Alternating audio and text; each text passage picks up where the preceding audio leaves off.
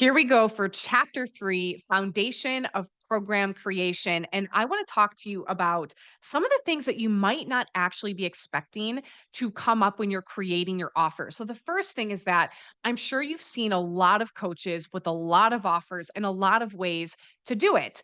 So, one of the things that I would caution you on is actually creating an offer just because it worked for somebody else. I want you creating an offer because you can't not.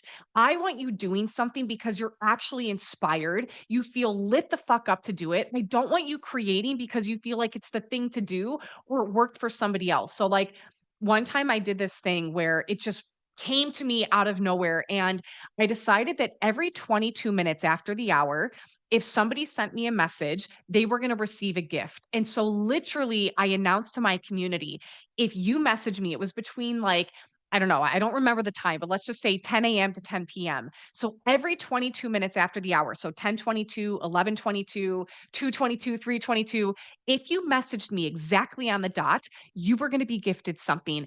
I had so many people coming in. It was so much fun. It created so much momentum. Now, when somebody would come in and it was 23 minutes after, I would say, "You gotta come back." That it had to be 22 minutes on the dot. I had this person come to me after I did that, and they were like, "Hey, I saw you did this. It worked really well. I tried it and it didn't land. What's going on?" It's like, you have to do something because you can't not. When you're inspired, when you're excited. The other thing I want to say is that it's really important as you're creating your offer that you are also implementing the necessary boundaries that actually allow you to scale your business and also honor the people that are choosing to work with you. So there's two things I want to highlight here. The first thing is not to do private coaching in the DMs. And what I mean by that is you're probably going to start having a lot of people when they see that you're standing for something, they see you're really good at it, and they see that you're working with clients. It's likely that they're going to come into your DMs and they're going to ask you a question. And the helper in you, the intuitive in you, the healer in you, you're going to want to just go in and give. But the problem with that is when you have clients that are paying you for private mentorship, and all of a sudden you're giving private mentorship away in for free in the DMs, it's not honoring the people that are actually taking that leap to work with you, and I can tell you that it's not sustainable. And so I have a standard where if somebody's coming in and they're asking me a question, first of all, my team will handle the DMs, but we also have a process where if it's something that I can create, let's say a YouTube video on, or I can do a post, now I'm answering a question somebody has that I know thousands of other people have the same question. And so I'm actually serving without serving one person that would, take away from the integrity of the containers that people say yes to. The other thing, when I first offered my private mentorship, I did not put in place boundaries around Telegram. So, for example, when you come into private mentorship with me, you get X amount of calls per month with me, but then you also get private Telegram so that we have support in between the calls. And so all of a sudden, what was happening was I was having private clients, and I remember having one specifically, and she was just bored. She would just come in every day and she would leave back to back to back to back 10, 15, 20, 30-minute messages that would total sometimes 3 hours in a day. Now you can imagine, unless she's the only client and she's paying me $1,000,000, that's not sustainable. Imagine that times 10, times 20, and then on top of group programs, memberships. It doesn't work and it's not actually in service to the client. And so it's like the Telegram space is not a hangout space, it's a SOS.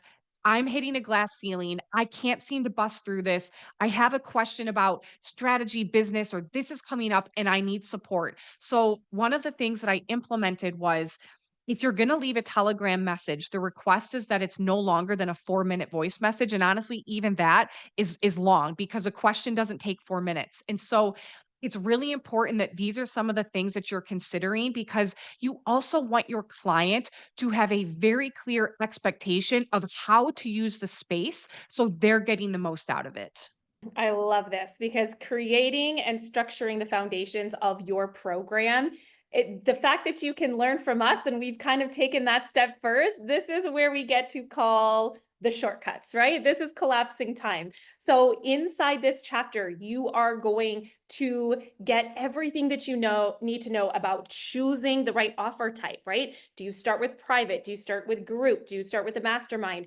Membership programs. We're going to take you through all of that. We're going to help you choose that starting point, knowing how to structure it, knowing how to price it, knowing how to set the boundaries like Kyra was just talking about. All of this is imperative to build out first as part of your plan versus just throwing something out there and trial and error, right? That's why you've got this book, so that you can actually set it up properly from the get-go. So once you have this all lined up and you know the red flags to look for, and you know the difference between all of these types and how to really set that price point so it feels good for you, when you feel confident about setting the price of your offer, this is where you begin to actually sell in the right alignment and in the right frequency. And that is everything. And you're going to learn more about that as we get through the chapters and we get through content that converts. It's all going to come together. But here we are in this chapter. We are aligning your pricing. We're doing all of the things that are going to set you up for success, even just down to naming it, getting the right positioning out, scaling it, right? Because we want you to be able to build and stack your offers as you go.